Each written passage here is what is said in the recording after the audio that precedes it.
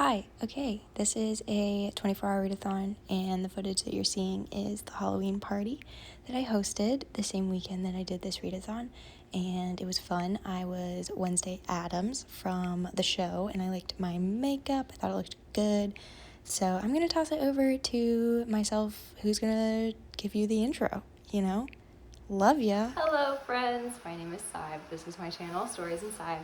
I'm doing a 24-hour readathon and I'm actually currently in the middle of it, but wanted to go ahead and put together this intro clip. So I am doing a 12-hour stint on my Saturday and a 12-hour stint on my Sunday to total my 24-hour readathon. And I just had a lot of time this weekend to be reading, and I wanted to make a little vlog about it and see how much I can get done. Now, be not deceived, I'm not going to be actually reading for 12 hours straight and 12 hours straight. I do have things to do and a life to live, but I'm going to be basically, for this weekend, be focusing on when I have downtime, that I'm not watching anything and I'm not on my phone, that I am truly spending my time reading. I will toss you back to Sive from the start of this 24-hour readathon, and I hope you enjoy the video.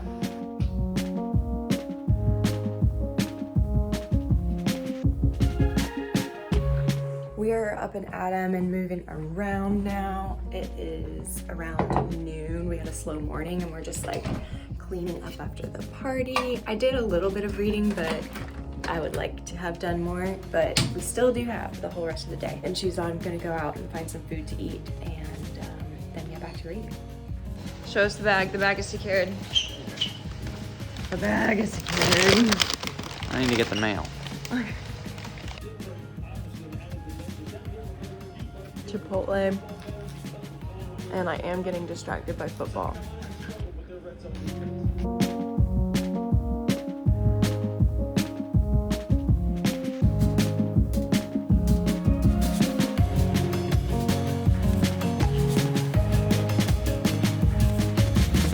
Look at me. I've been staying out here reading for a little bit, and it is getting into the evening. I'm on page 210 of Hamnet, and I realize I haven't told you what my book is about. So it is a historical fiction that I started a few weekends ago, and I wasn't enjoying the beginning. However, now that I've gotten used to the writing style, which is quite lyrical and quite descriptive, I'm enjoying it a lot more. The story is actually quite fast-paced. You're learning a lot about the backstory of these two characters, William Shakespeare and his wife Agnes. And when I say characters, it is based on the real story of Hamnet, Shakespeare's son, but I mean, this is very like fictionalized as far as like any dialogue and stuff is made up, but I'm pretty sure majority of like the actual facts, like the fact that William Shakespeare came from a family who manufactured gloves and they worked with leather and they made leather gloves, and that they are, from England, and that later in life he moved to London. I think that was true. It's pretty heart-wrenching. I'm over halfway. There's 370 something pages in this, and I would really love to finish this book this weekend. So I'm gonna keep reading into tonight, and I'll let you know another reading update when I have one. Okay, here's the tea. I am making very good progress, and I'm just about to settle in. I've got the Netflix fireplace on, got my little candle, and I've set up my little reading station, ottoman, got my water. We're gonna sit down and basically try and finish this book. I am currently brewing some tea and then I'm gonna settle in, but I just want to let you know I'm on page 258 now at this point, and I've officially entered part 2, and it is really, really sad, but it's super gripping. It's very fascinating and very compelling. I think it's just like the writing style and the story. So like the whole book, the characters, the story, the whole book is compelling. There is the reality of the plague that is within this story, and it basically is talking about a number of different lives, including like William Shakespeare's family's life that was impacted by this plague. This is not a spoiler. It's on the back of the book. Hamnet dies in this story, and I think he's around 11 years old. And I kind of thought that the way maybe the book started and giving so much backstory into how Agnes and William, came together and got married and how they met and like their families and stuff, I figured like that Hamlet's death would be the conclusion of the book. However, entering into part 2, I'm still 120 pages, 110 pages away from the end. Hamlet has just died. So it does make me really nervous.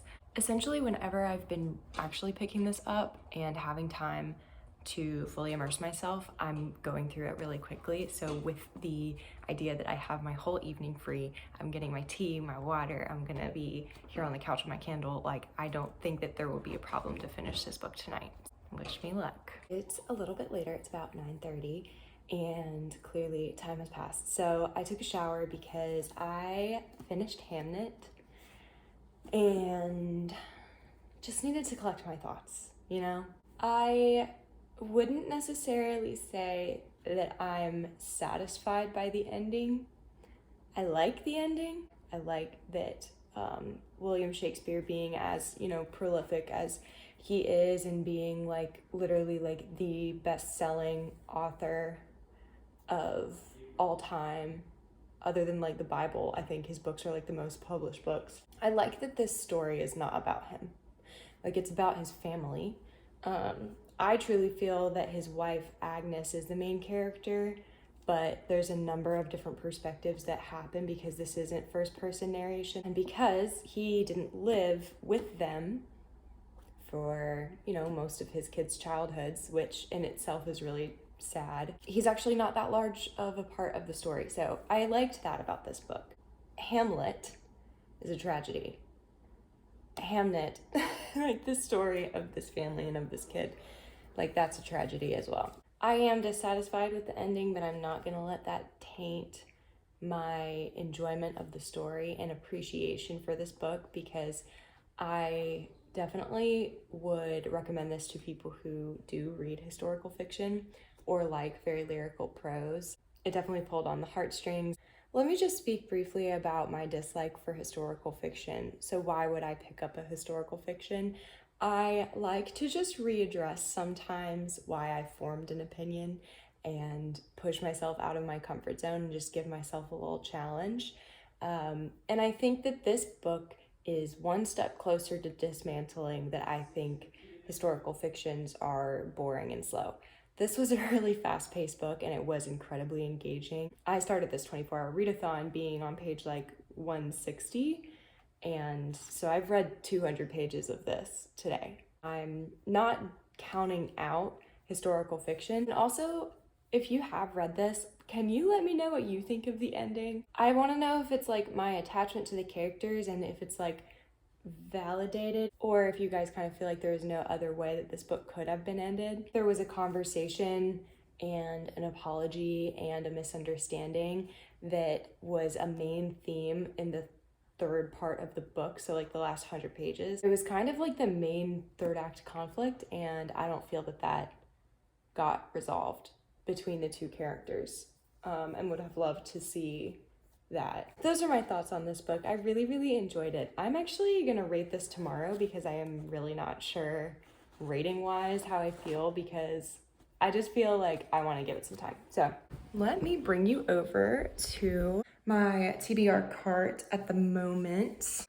Okay, so these are the books that are on my TBR. These are not on my active TBR. I'll be real with y'all.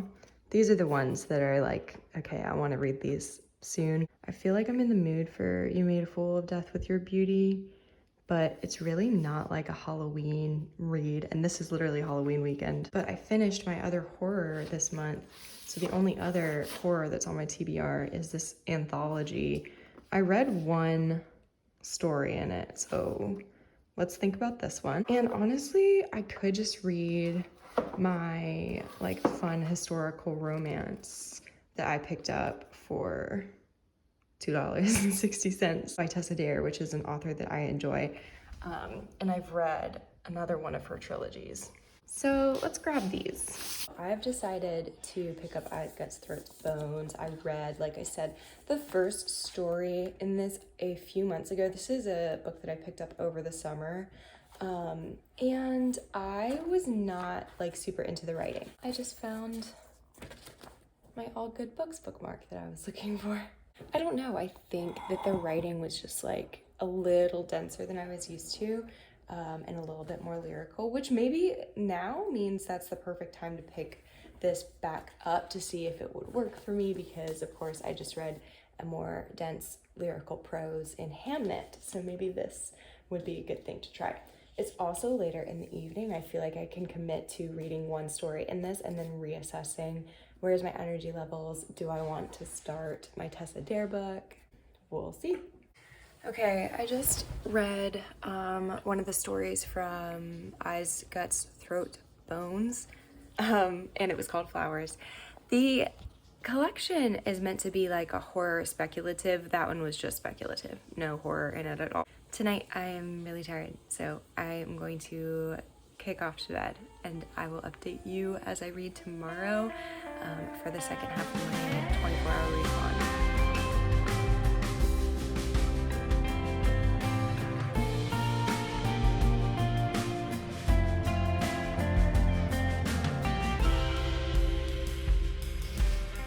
Hey, good morning. I got up this morning and did some reading.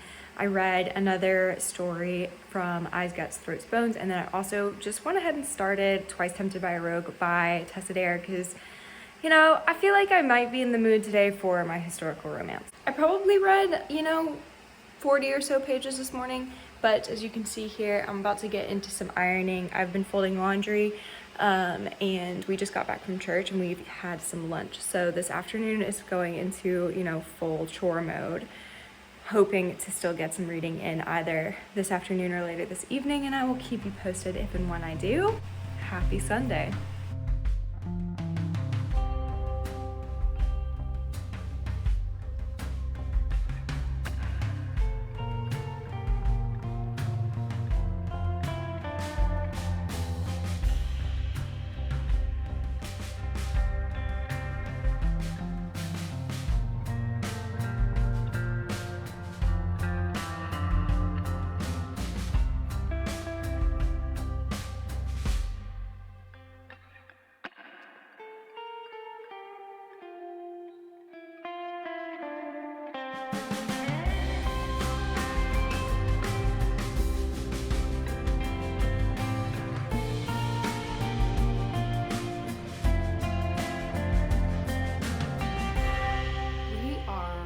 Into the evening on Sunday evening, so it's around 8 o'clock, and I am 150 pages into Twice Tempted by a Rogue, and I have not told you what this book is about yet. The series or companion novel collection is called Stud Club, and the concept is there's this like club in like the 1800s. It's like a gentleman's club where if you are the owner of one of these coins, there's 10 in the world, that you get like unfettered access to like the prize stallion of the time. So basically, like for free, you can breed the stallion with any mare that you choose and basically make money off of that for free. And the concept is that you can't steal it, you can't trade it, and you can't buy it.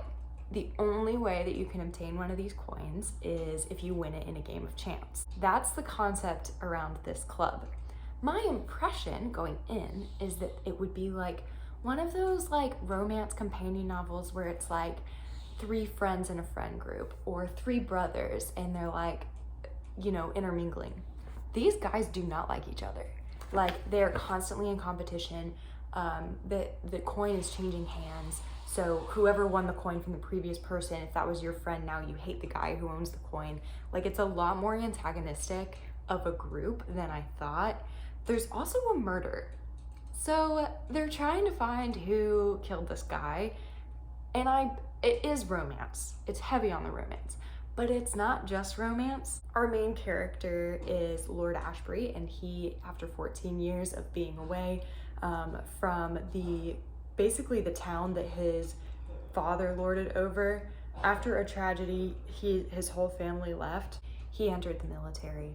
He basically has survived really, really crazy stuff. He believes heavily in fate because there are so many times in his life that he should have died, and he's still alive. He comes back to the town and he meets the innkeeper, and the innkeeper is a widow, and her name is Meredith, and she is the love interest. Essentially, this inn is a hub for people spending money and people making money.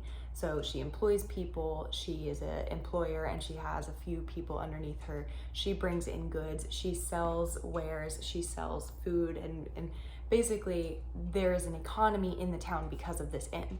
And she takes great pride in it. She works very, very hard. And he is coming in and basically like pretty much within a day of meeting her and is like, you're gonna be my wife. And she's like, do you understand, if I marry you, I have to give my inn to you. Like, that is my whole well-being. That's my whole like pride and joy. It's my identity. And she basically keeps refusing him. It's great. I'm having a good time. You know, I'm breezing through it. I am feeling personally just right now a little fatigued. I feel like maybe I should have like a change of scenery. I also will let you know that I did read one other story from Eyes, Guts, Throats, Bones. I read, it's in the other room and I'm not gonna get it for you. I read Life Ceremony, and that anthology like just kept pulling me back. Like, I was reading it so compulsively. I read it like very quickly because of, I guess, the writing and the concepts just really like had a hold on me. I'm getting the vibe that Eyes, Guts, Throats, Bones might not be the writing that's for me. It is very lyrical, like I said, and it is very descriptive. However, some of like the way the sentences are structured are quite pretentious. There's not a lot of dialogue. It's not very character heavy, and it's very, the writing seems very like analytical and almost distant, where it's like trying to give like space of like, I'm just telling a story. Like, don't get me involved. I'm just telling the story. And that might be a little harsh on my opinion. But I'm 4 stories in and there's literally like 20 or like 22 stories. So I'm not going to judge it too quickly just yet. I'm gonna keep going. I'm not gonna read one tonight though. I should total up the pages that I've read. That's gonna be kind of hard. Okay, I've just grabbed the books that I've been reading this weekend to tell you how many. So Eyes, Guts, Throats, Bones. This one right here, I have read 42 pages of. That's 3 stories from yesterday and this morning. 42 plus. I read a lot of Hamnet yesterday. I was not even halfway through it when I started this. So that is 370 and I started on 150. So that's 220 plus 42 is 262. And then I have read 146 pages so far of Twice Tempted by a Rogue. 262 plus 146 is 408 pages.